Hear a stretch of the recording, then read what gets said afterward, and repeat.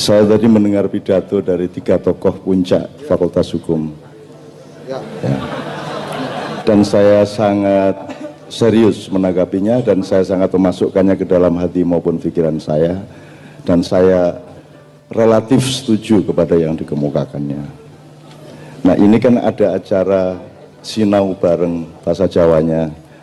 Ada 3 kemungkinan orang ngumpul gini nih. Kemungkinan pertama adalah kemungkinan yang paling buruk, yaitu yang ngomong didengerin terus jadi ajaran, terus Anda menjadi pengikut orang yang ngomong. Jadi saya di sini Anda dengerin terus Anda ngikut saya, terus nanti jadi aliran torikot apa aliran terus jadi saya bisa jadi Karl Marx, saya bisa jadi Machiavelli, saya bisa jadi Ibnu Taimiyah, saya bisa menjadi Habib Rizik. Nah, saya tidak merekomendasi yang ini. Kemungkinan kedua adalah setiap orang yang tampil di sini membawa kebenarannya masing-masing dan berdebat untuk mempertahankan kebenarannya masing-masing. Dan ini tradisi mainstream modern. Kalau sudah berdebat di media sosial itu bukan bareng-bareng rendah hati mencari yang benar yang bagaimana, tetapi datang dengan sombong dan mantap untuk mempertahankan kebenaran masing-masing. Benar nggak? Kalau Anda milih ini, saya mulai. Saya tidak merekomendasi yang ini, saya juga tidak akan mempertahankan kebenaran saya karena saya tidak pernah bilang kepada Anda bahwa yang saya omongkan pasti benar. Kebenaran tidak di tangan saya ini hanya bisa bergabung kepada kebenaran, tapi kebenaran yang sejati, Anda sudah tahu rumusnya, untuk anak-anak maknya, ada benernya sendiri, bener dewe, di atasnya ada benernya orang banyak. Demokrasi terasosiasikan yang kedua ini, benernya orang banyak, orang sepakat, oh gini yang bener, bahwa Indonesia ini diserahkan kepada PDIP, Golkar, kan gitu. Udah pokoknya undang-undangnya seperti itu, mati hidup kita ngikut sama mereka meskipun mereka monster semua rata-rata gitu ya. Oke, ini benernya orang banyak. Yang ketiga adalah kebenaran yang dinamis yang kita cari terus menerus, yaitu benar yang sejati, the real truth of life gitu ya. Nah, saya merekomendasi semua yang kita omongkan ini nanti adalah kita, Anda, saya, para narasumber maupun anak-anak saya yang tadi pidato itu bareng-bareng yang benar yang gimana ya, kita cari bareng-bareng dan kita nyicil. Nggak mungkin kebenaran judul ini kita temukan malam hari ini, tapi kita harus ketemu kuncinya, pintunya dan arah-arah untuk menemukan sumber dari kebenaran masa depan maupun masa silam kita, kan gitu. Jadi kita nyari bareng-bareng loh ya, rendah hati ya, kalau salah ya ketawa aja,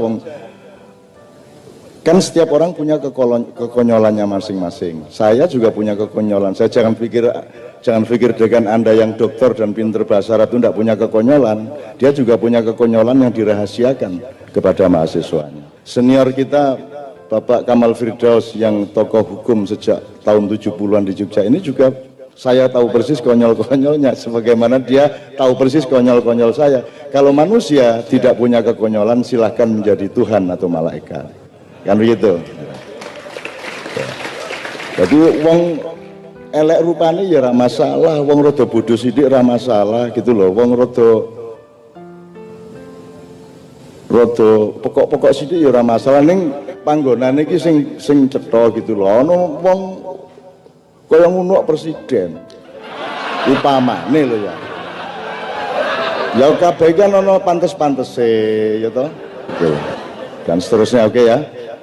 Oke, nanti ini kuncinya, tolong diingat, ini kuncinya adalah apa bedanya gini, kalau Anda ngomong Muhammad tadi, Ustadz kita ngomong, kalau Muhammad itu kan salah satu rumusannya Muhammadun Basyarun bal huwa yakut bainal hajar lakal basyari bal huwa yakut bain. Jadi Muhammad itu manusia biasa, tapi dia bukan manusia biasa, artinya dia tidak sembarang manusia, dia adalah mutiara di antara batu-batu. Nah, orang modern gara-gara terbiasa demokrasi tidak lagi belajar membedakan bedanya manusia dengan manusia, gitu ya. Jadi orang udah nggak ngerti lagi mana manusia bermutu, mana tidak. Nah, kita nanti ngomong karakter dan kepribadian dengan setting Nusantara dan seterusnya. Cara pembelajaran kita adalah, loh, Ada bedanya memang. IQ aja ada di bawah 100, ada sampai 160 kok.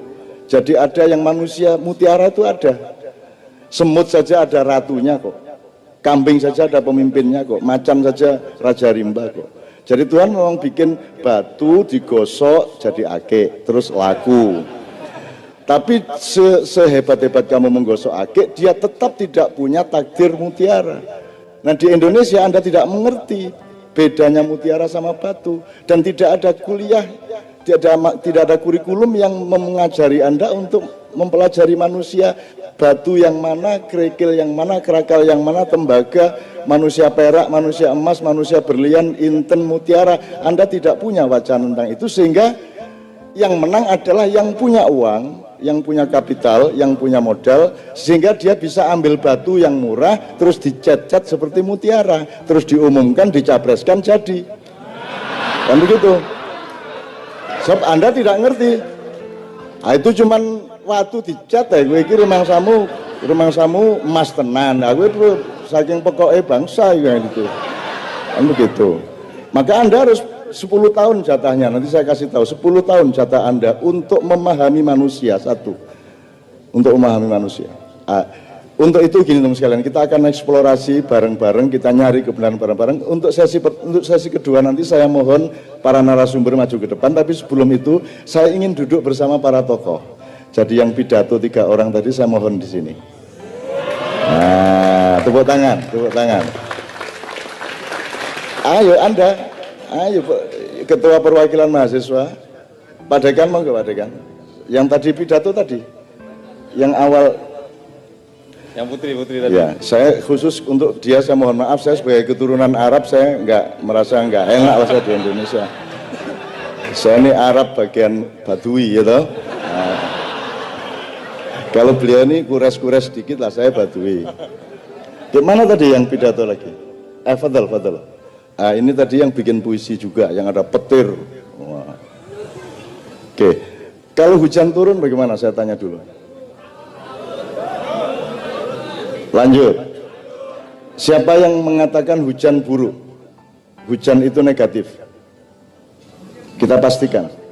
Kalau hujan negatif, ini menjelang hujan mulia ya kan. Gitu. Kalau hujan, siapa yang berani hujan-hujan bareng saya di sini? Wani ya. Loh, Anda ini khalifah, Anda ini pemimpin rahmatan lil alamin, nggak hanya memimpin manusia, Anda memimpin rumput, memimpin air, memimpin udara, memimpin lingkungan hidup, memimpin awan. Sekarang ketika Anda kumpul, semua yang Anda pimpin ingin datang. Tadi air bilang saya di awan, Cak, saya boleh ikut nggak? Monggo, gitu.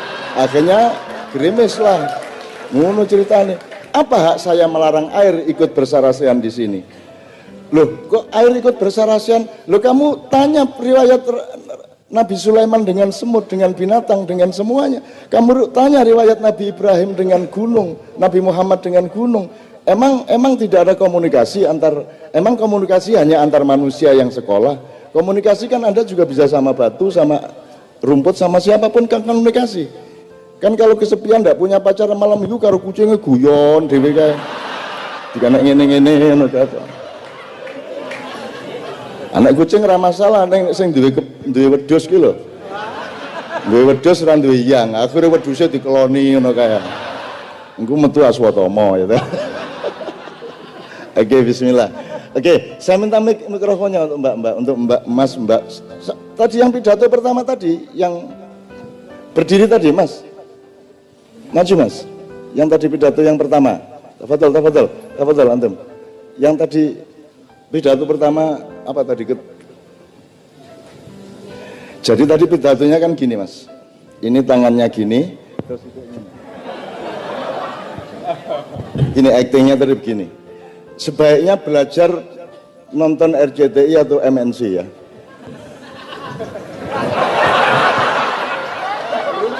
Agar supaya Indonesia bisa menjadi negara maju.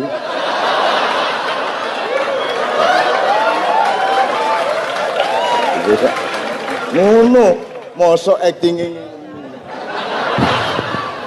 Coba tiru itu. Selamat hari Nyepi. Tangannya ngene iki. Duwike cekel ini. Fadal Ustaz, Fadal ilal amam. Silakan Mas, ayo Mas, Masnya tadi. Saya mau dialog mengenai judul, setelah itu supaya nanti narasumber bisa tidak harus dari awal bicaranya gitu. Ayo Mas. Coba cara meletakkan tangan ya, cara. Gitu Mas. Enggak apa-apa, itu perlu loh. Anek kon dadi presiden pidato ini. Bangsa Indonesia yang saya hormati, ya apa pidato ini? Mbok kaya Bung Karno, Nehru pernah salah, Churchill pernah salah, Karl Marx pernah salah, semua tokoh di dunia pernah salah, tetapi Muhammad tidak pernah salah. Ngono rek, ngono presiden nih gue. Presiden kok ngene.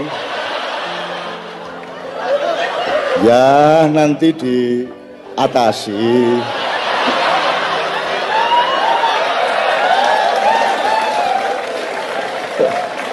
Ya. Oke, let's start discussing. Sebelum diskusi saya minta, karena bahannya sama dengan judulnya. Ini kan judulnya kita baca lagi. Berkepribadian dalam kebudayaan Nusantara sebagai ikhtiar mempertahankan karakter bangsa. Saya sangat setuju dan saya ingin Anda tepuk tangan untuk yang menciptakan judul itu. Oke. Mas semua menyanyikan ikut Kiai Kanjeng ini semua untuk meneruskan bahwa kita berdiri untuk Indonesia Raya dengan ikhlas, kita berdiri untuk himne UII dengan ikhlas, dan kita melakukan semua pada malam hari ini karena kita akan mengalami zaman baru.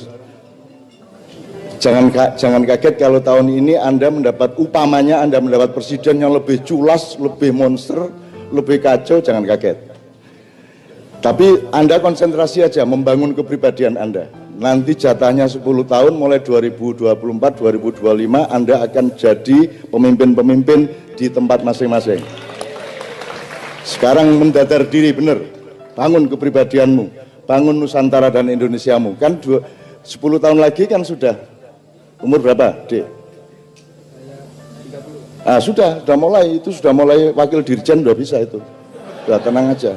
Nanti akan ada zaman baru. Bismillahirrahmanirrahim. Dan ini kita ngomong sambil setengah nekat supaya Allah lu kok ngawur gue ngomong ngono kuwi. Lah ini ya terus pripun meleh. Kan gitu kan. Tinggal begitu saya. Lah kita bisanya berdoa dan yakin ya. Kalau kita tidak yakin sama doa kita terus nanti Tuhan ngomongnya lain lagi. Misalnya ya Allah apa mungkin ya ada zaman baru. Terus Tuhan bilangin, "Lah kowe dhewe ra yakin ngono ta?" Nah, sekarang kita yakin pokoknya 10 tahun lagi. Tahun 2000, karena perjanjian 500 tahun sudah lewat. Sekarang kita sedang melakukan transisi untuk menuju Nusantara Raya yang akan kita bangun bersama, gitu ya. Terus kalau Tuhan masih marah, kamu kok yakin-yakin amat? Kan saya yang mentakdirkan semuanya. Loh, nek gak yakin jare gak yakin. Nek yakin disalahno sampean ku karepe ya napa gitu.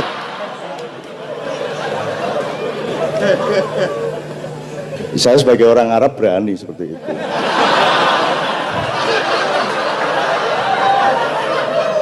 Sana wong Arab itu dilolokna ya. Wis Arab iku wis gak pinter ya toh. Dilolokno jare mempengaruhi Indonesia, menghancurkan kepribadian Indonesia. Wis bapak. Wis gak masalah. Wis gak apa-apa lah wis. Kamu kok amat sama Arab, kenapa sih? Tidak apa-apa, nanti kita cari bersama-sama. Kita nggak ada mangkel-mangkelan. Kita ini tidak membenci orang Barat, tidak boleh benci orang Barat. Kita tidak boleh benci Cina, kita tidak boleh benci Arab, dan apapun kita tidak benci. Yang kita cari bersama-sama adalah penataan yang proporsional sebuah dunia baru. Gitu loh, proporsional pada tempatnya. Nah, proporsinya bisa proporsi demokrasi, bisa proporsi budaya, bisa proporsi rasa, bisa juga. Macam-macam itu proporsinya. Nah, hukum adalah padatannya. Nanti kita akan ngomong bersama mengenai hukum. Jadi ada yang kita butuhkan itu manusia hukum. Tapi kalau Anda ingin mencari manusia hukum, Anda harus bangun dulu manusia akhlak. Kalau Anda tidak akan bisa punya manusia akhlak kalau Anda tidak punya yang lebih tinggi, yaitu manusia takwa. Nah, ini struktur takwa, akhlak, hukum ini kalau nggak dipahami, misalnya kalau di Fakultas Hukum kan ada filsafat hukum, ada moral hukum, ada akidah hukum yang menjadi sumber dari setiap pasal hukum dan seterusnya. Itu harus kita cari bersama-sama. Aku nggak ngerti kurikulumnya ono tak masalah lah. Saya dulu kuliahnya ekonomi ya, saya sebagai calon konglomerat dulu kan jebul kere ya gimana tenan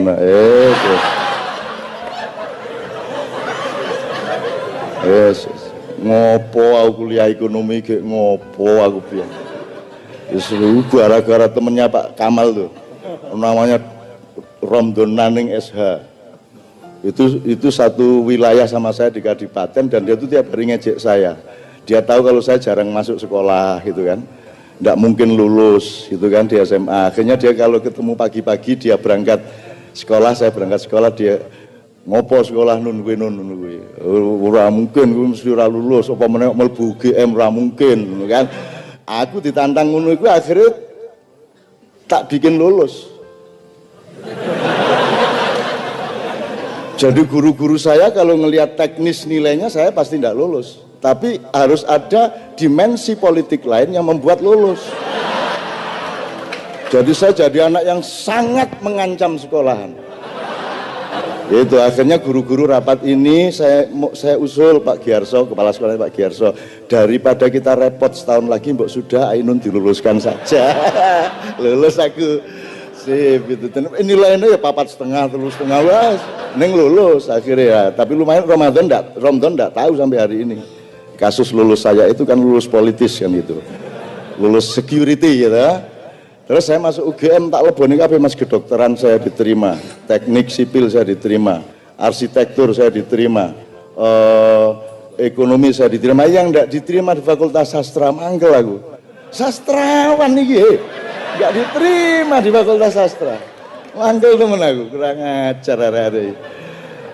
Lu masa saya diterima di psikologi, diterima di fakultas-fakultas yang serem-serem, diterima di sastra gak diterima Mas aku Mas. Akhirnya tak sepatani. 5 tahun lagi saya akan ceramah di Fakultas Sastra. Ngono aku. Terus Tuhan panik.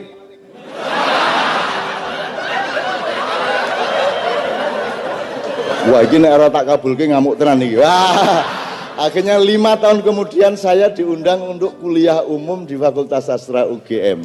Pas waktunya. Makanya yang nekat. Kamu jangan anti orang Arab. Nabi Muhammad orang Arab kamu itu. Oke, bismillah.